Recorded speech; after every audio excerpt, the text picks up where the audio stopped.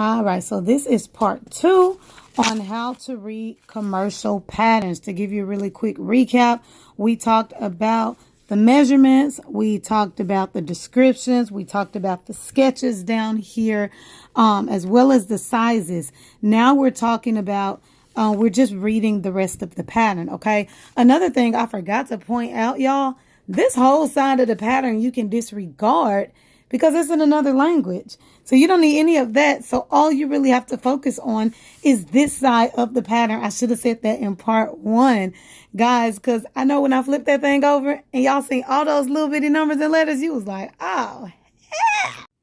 Okay, but for real. So they tell you the suggested fabrics for the particular jumpsuits. This one is for all of them, A through E. It tells you lightweight fabrics such as cotton blends, and it goes through all of these different materials. Then down here, based on your measurements, okay, so up here are your sizes. And then down here is the column that you're pretty much looking at for that particular jumpsuit. So I'm going with D. So for me, for example, if I was a size 8, I would be looking here and then here. These are the numbers that I would be looking at. And all that's basically telling me is if I get 45-inch wide fabric, according to my measurement, I will need 1 yard and 7/8. And if I'm using 60-inch width fabrics, then all I'm going to need is 1 yard and 3/8.